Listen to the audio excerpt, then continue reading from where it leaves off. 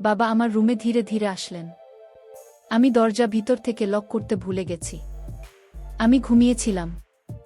বাবা আস্তে করে আমার বিছানায় বসল। তারপর বাবা আমার সাথে যা করেছিল তা কোনো মেয়েদের পক্ষে মেনে নেওয়া সম্ভব ছিল না। তাহলে আসল ঘটনাটি শুরু করি। আমার দুই মেয়ে, বক্তার নাম তুষ্টি আর ছোটটার নাম মিষ্টি। তাদের মা খুব শখ করে মিলিয়ে দুই মেয়ের নাম রাখেন।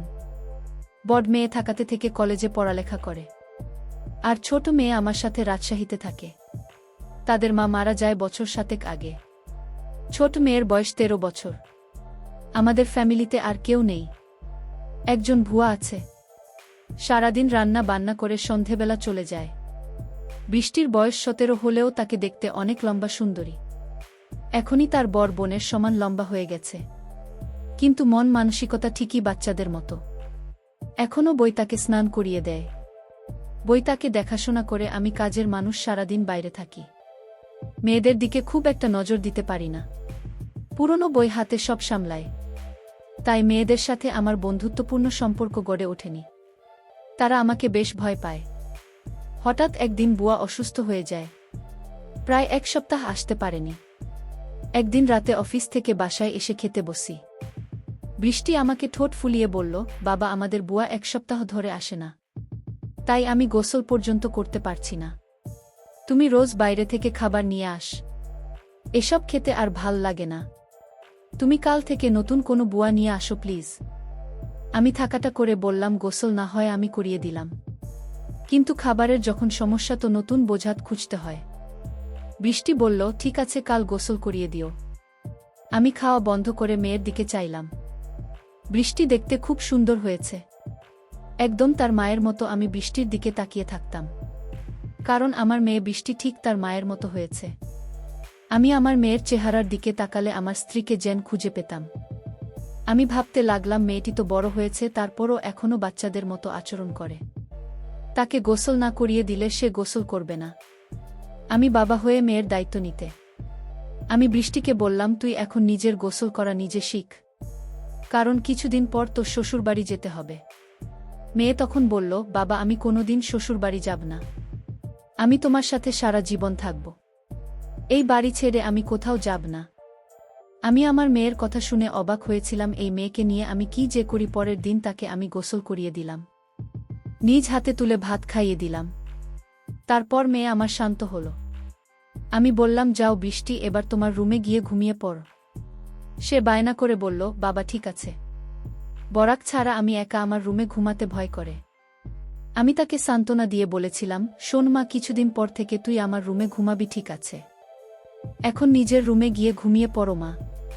তারপর মেয়ে যখন তার নিজের রুমে ঘুমাতে গেল, আমি গভীর রাতে আমি ধীরে ধীরে মেয়ের শোবার ঘরে গেলাম। গিয়ে দেখি সে টিভি দেখছে। আমি তাকে গিয়ে বললাম, না তুমি এখনো টিভি দেখছো? আমার মেয়েকে বললাম, মানে তোর মুখের দিকে তাকালে তোর মায়ের মুখটা আমার চোখের সামনে ভেসে ওঠে। আমার কথা শুনে সে খুব খুশি হল। আমি আমার মেয়ের দিকে তাকিয়ে রইলাম। আমি যেন আমার মেয়ের মাঝে আমার স্ত্রীকে খুঁজে পেলাম। আমি যখন এভাবে তাকিয়েছিলাম, সে কিছুটা অবাক হল। বলল, তোমার কি হয়েছে বাবা? তুমি এভাবে আমার দিকে তাকিয়ে আছো কেন? আমি তোমার খুব আদরের মেয়ে, তাই না বাবা? আমি বললাম, হ্যাঁ তুমি খুব আদরের মেয়ে আমার। আমার বাবা বলল, আমি তোমার সাথে আমার একটা কথা ছিল। কি কথা বাবা? মা তুমি আমার কথা রাখবে না? আমার মেয়ে বলল, বাবা তুমি আমার জন্মদাতা, আর তোমার কথা কি আমি ফেলতে পারি?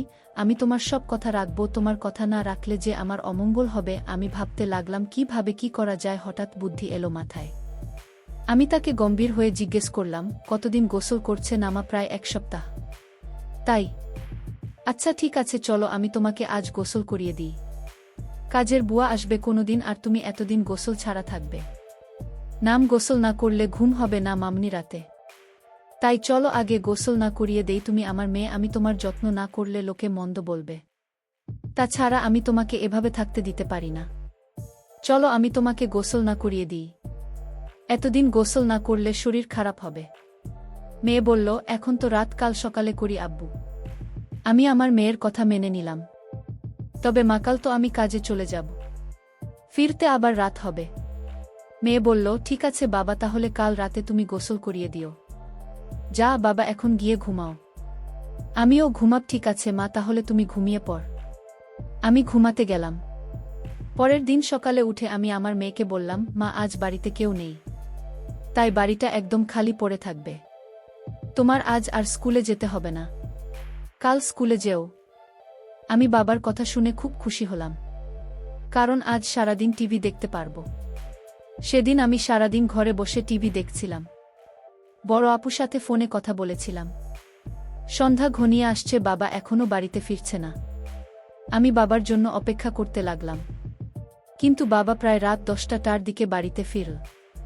আমি বাবাকে জিজ্ঞেস করলাম, বাবা এত দেরি হল কেন? আমি তোমার জন্য সেই কখন থেকে অপেক্ষা করছি, তোমার কোনো খবর নেই।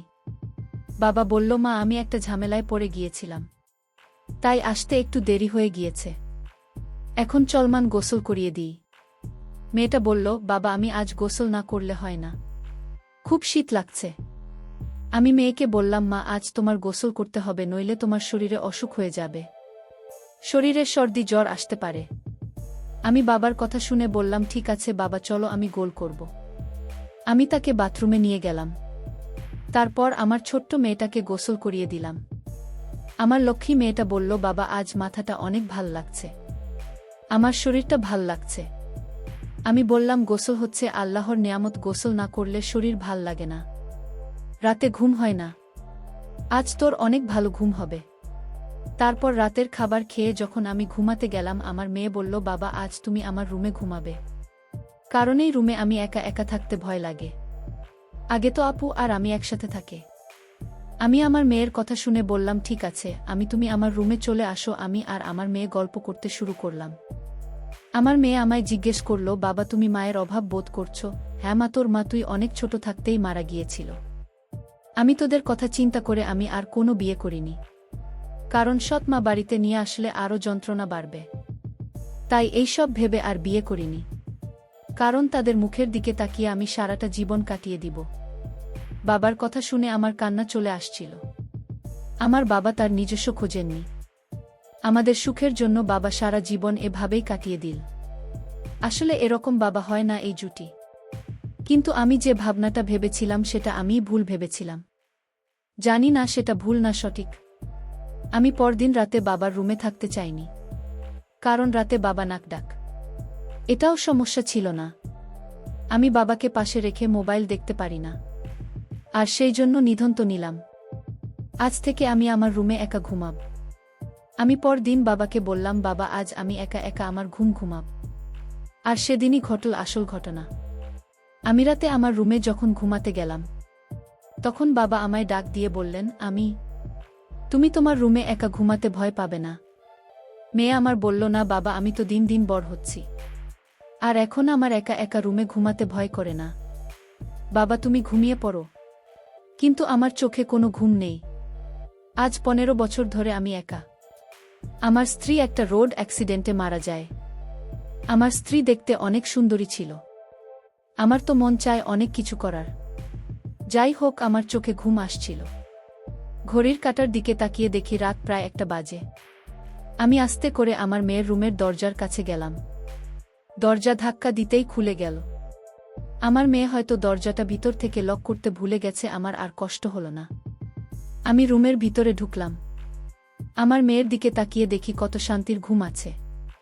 মনে হচ্ছে নিষ্পাপ একটা মেয়ে, তাকে ড্রিমলাইটের আলোতে অনেক সুন্দর দেখা যাচ্ছিল, ঠিক তার মায়ের মতো। আমার কাছে মনে হলো এটাই বুঝি আমার স্ত্রী। আমার নিজের মেয়েটাকে দেখে আমার অন্যরকম অনুভূতির সৃষ্টি হলো। আমি ধীরে ধীরে মেয়ের বিছানার পাশে গিয়ে বসলাম। একজন তার দিকে তাকালাম। আমার অনেক ভয় করছিল, যদি আমার মেয়ে এখন জেগে যায়, তখন কিভাবে? আমি ভুলে গিয়েছিলাম এটা আমার মেয়ে শুয়ে আছে। এটা আমার জন্য একটা বড় সুযোগ। এসব ভাবতে ভাবতে হঠাৎ আমার মেয়ে জেগে উঠল। যে আমায় দেখে চমকে উঠল আর বলতে লাগল, বাবা এত রাতে তুমি কি করছো? আমি বললাম, কেন, আমি কি তোমার রুমে আসতে পারি না? কিন্তু বাবা, আমি তো দরজা লক করে ঘুমাচ্ছিলাম। তুমি রুমের ভিতরে ঢুকলে কি করে? আমি বললাম, মা তুই ঘুমানোর আগে দরজা লক করতে ভুলে গিয়েছিলি, আর তাই তো রুমে আসতে পারলাম। বাবা তুমি ইদানিং কেমন জানি হয়ে গেছে। যাও তোমার রুমে গিয়ে ঘুমাও, যখন তখন আমার রুমে ঘরে চলে আসো। পরদিন সকালে আমি আমার মেয়েকে বললাম, মা গোসল করবে না? আমি চলে গেলে কে তোরে গোসল করাবেন? মেয়ে তখন বলল, বাবা আজ থেকে তোমার আর কষ্ট করতে হবে না। আমি নিজেই গোসল করতে পারবো। আমি আমার মেয়ের কথা শুনে ভাবলাম মেয়ে কি আমার মনের কথা জেনে গেছে, আরেক মনে ভাবলাম সে আমার মনের খবর কি করে জানবে। আমি রাতে বাড়িতে ফিরলাম। ফিরে দেখি মেয়ে ঘরে বসে টিভি দেখছে। আমি আমার মেয়েকে জিজ্ঞেস করলাম, বৃষ্টি আজ তুই আমার রুমে ঘুমাবি কারণ আমার শরীরটা ভালো না। আমি বাবার বাহানা কিছুটা বুঝতে পারছি কারণ বাবার ইদানিং মনের ভিতর খারাপ কিছু চলছে। আমার বাবাকে সন্দেহ সৃষ্টি হলো। আমি সিদ্ধান্ত নিলাম আমি আর বাবা রুমে ঘুমাব না। বাবা ইদানিং পাগলের মতো হয়ে গেছে। আমি আজ আমার রুমে ঘুমাতে গেলাম। রাতে শরীরটা ক্লান্ত ছিল, তাই আজ সকাল সকাল ঘুমিয়ে পড়েছিলাম। রাত যখন গভীর হলো আমি অনুভব করলাম আমার রুমে কে যেন প্রবেশ করছে। আমার সাথে অদ্ভুত আচরণ করার চেষ্টা করছে। আমি যখন বুঝতে পারলাম আমি ঘুম থেকে উঠে বাবাকে দেখতে পাইলাম। আমি বাবাকে বললাম, বাবা এত রাতে আমার রুমে কেন আসলে আর আমার সাথে এমন আচরণ কেন করছো? বাবা তুমি ভুলে গেছো আমি তোমার মেয়ে। তুমি এখনই রুম থেকে বাহির হয়ে যাও। বাবা তখন চিৎকার করে বলল, আমি যে রুম থেকে যাব না। না, এই রুমে আমার স্ত্রী লুকিয়ে আছে। বের করে দাও আমার স্ত্রীকে। বাবার কথা শুনে আমি অবাক হয়ে গেলাম। আসো পুজো তো। বাবা এসব কি বলছে? বাবা আমি তোমার আদরের মেয়ে, তুমি এসব কি বলছো? বাবা তুমি যদি আমার সাথে খারাপ আচরণ করো তাহলে আমি ভুলে যাব তুমি আমার বাবা। বাবা আমায় বলল আজ আমি মরে যাব, তাও আজ এই রুম থেকে বের হব। বাবার এমন কথা শুনে আমি বাবাকে একটা ধাক্কা মেরে ফেলে দিলাম। বাবা তখন অজ্ঞান হয়ে লুটিয়ে পড়ল। আমি তাড়াতাড়ি বড়বাবুকে ফোন দিলাম। বড় আপু আর আমি বাবাকে হাসপাতালে নিয়ে গেলাম। বাবা 3 দিন যাবত অজ্ঞান ছিল। বড় আপু আমায় বলল, তুই নিজের বাবাকে ধাক্কা মারে। আপু তুই জানিস না বাবা প্রতি রাতে আমার রুমে আসতো, অন্যরকম আচরণ করার চেষ্টা করত। তাই আজ আমি বাবাকে কখন যে ধাক্কা মারলাম তা বুঝতে পারি। বাবার যখন জ্ঞান ফিরল ডাক্তার বলল, আপনার বাবা পাগল হয়ে গিয়েছে, ওনার ব্রেন নষ্ট হয়ে গিয়েছে, আর তাই আপনার সাথে এরকম খারাপ করত। ডাক্তারের কথা শুনে আমি কান্না করতে লাগলাম আর বলতে লাগলাম আমি বড় ভুল করে ফেলেছি। আমার বাবা জ্ঞান হারাচ্ছিল, আর তাই তো আমার সাথে এরকম করত। বাবা তো আগে এরকম করত না। আমাদের কথা শুনে বাবা বেড থেকে উঠে বসল আর আমাদের 2 বোনকে উদ্দেশ্য করে বলতে লাগল, শোনো মা, ডাক্তার ভুল বলেছে। আমি পাগল নই, আমার মাথাও ঠিক আছে। আমি 15 বছর ধরে তোদের মাকে দেখি না, আর তাই সে আমার পাশে না থাকাতে আমি সারাক্ষণ চিন্তায় ডুবে থাকতাম। আমার কিছুই ভাল লাগতো না। কিন্তু আমার ছোট মেয়ে বৃষ্টির দিকে তাকালে আমার মনে হতো আমার স্ত্রীকে খুঁজে পেয়েছি, কারণ বৃষ্টি দেখতে অভ্যস্ত তার মায়ের মতো, আর তাই আমার মেয়ে হিসেবে বৃষ্টিকে দেখতাম। এতে আমার চিন্তা কমে যেত। আমি প্রতি রাতে তার রুমে গিয়ে তার কাপড় চোপড় এলোমেলো থাকলে আমি তা গুছিয়ে দিতাম। এটা কি আমার অপরাধ? আমার নিজের মেয়েকে স্নেহ করা কি আমার অপরাধ? আমার মেয়েকে আমি দেখতে না পেলে আমার খুব কষ্ট হতো না? আমার মেয়েকে আমি সবসময় চোখে চোখে রাখা, সেটাও কি আমার অপরাধ? বাবার মুখে এমন কথা শুনে আমি হাউমাউ করে কান্না করতে শুরু করলাম। বাবার পায়ে ধরে আমি বাবার কাছে ক্ষমা চাইলাম, বাবা তুমি আমায় ক্ষমা করে দাও, আমি তোমাকে ভুল বুঝেছিলাম।